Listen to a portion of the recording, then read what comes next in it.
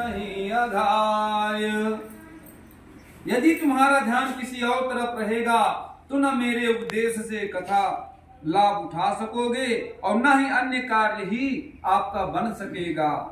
हे ऋषियों, एक समय नारद मुनि परोपकार की इच्छा से नाना लोकों में भ्रमण करते हुए मृत्यु लोक में आए।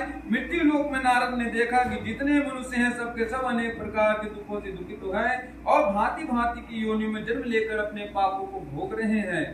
ऐसे प्राणियों को क्लेश युक्त देखकर मुनि अपने मन में सोचने लगे कि उनका उद्धार किस प्रकार दूर हो सकता है। यही मन में सोचते हुए वीणा बजाते हुए तथा हरि गुणगान करते हुए विष्णु लोक को गए।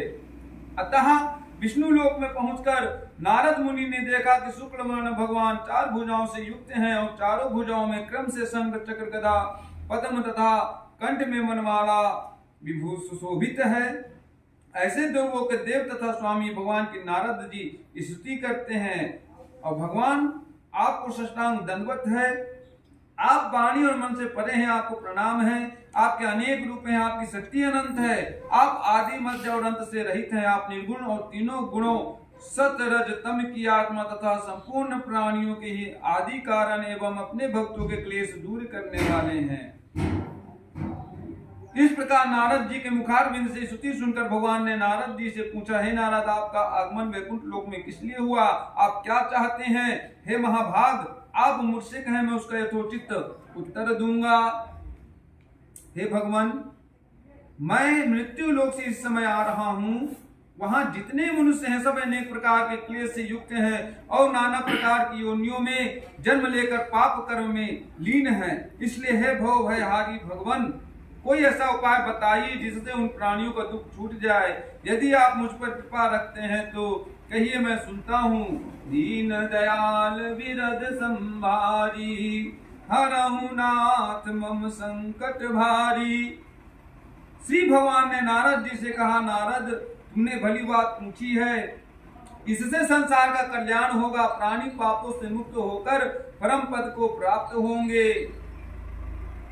अतः हे नारद, एक छोटा सा मैं उपाय बताने जा रहा हूँ, ध्यान से सुनो। इसी से मानव का कलयुग में कल्याण होगा। हे नारद, तुम्हारे स्नेह से मैं कह रहा हूँ, कलयुग के लिए एक ऐसा उत्तम व्रत है जो कि महापुण्य को प्रदान करने वाला तथा स्वर्ग और पृथ्वी में दुर्लभ है। वह व्रत है सत्यनारायण विष्णु भगवान का व्रत तथा पूजन। जो मनुष्य इस व्रत को धारण करेगा वह दुख से छूट जाएगा, सुख प्राप्त करेगा और अंत में मोक्ष को प्राप्त होगा। भगवान का वचन सुनकर नारद जी ने कहा, हे जनार्दन, इस व्रत का फल क्या है, विधि क्या है, कब करना चाहिए तथा पहले किसने यह व्रत किया, सब विस्तार पूर्वक वर्णन कीजिए। इस प्रकार नारद जी का वचन सुनकर भगवान बोले, हे नारद, यह व्रत समस्त दुख तथा शोक को दूर करने वाला और धन धान को बढ़ाने वाला है। इसके अतिरिक्त यह व्रत सौभाग्य, संतति तथा सर्वत्र विजय प्राप्त कराने वाला है। किसी भी दिन यह व्रत भक्ति और श्रद्धा पूर्वक किया जा सकता है। सायंकाल के समय ब्राह्मण और बंधुजनों के साथ धर्म में तत्पर होकर सत्यनारायण का पूजन करना चाहिए। केले का फल, गौ का दूध, गेहूं का आटा जिसमें चीनी मिश्रित हो, उसके अभाव में चावल का आटा और गुड़ मिलाकर चूर्ण बनावे। सब पदार्थ को एकत्र करके सवाई लगाकर भगवान को अर्पण करें। फिर ब्राह्मण तथा पुस्तक का पूजन करके दक्षिणा देकर अपने बंधुजनों के साथ कथा का श्रवण करें। तत्पश्चात बंधुजनों के सहित ब्राह्मण को भोजन करावे। प्रसाद खाने के बाद नाच गाना बजाना कीर्तन आदि भगवान के सामने करें।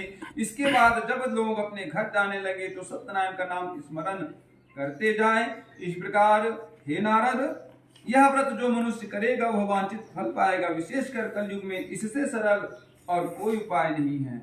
इति श्री स्कंद पुराणे देवाखंडे श्री सत्यनारायण व्रत कथायां प्रथमो अध्यायः। बोलो सत्यनारायण भगवान की जय।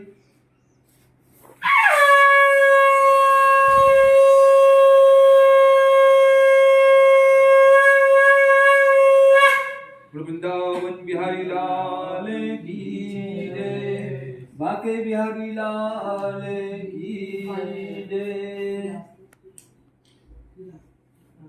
पुनः हस्ते अक्षत पुष्पम गृहीत्वा छोड़ दें। हम लोग भी डाल दें। 5 में आ जाए, छोड़िएगा।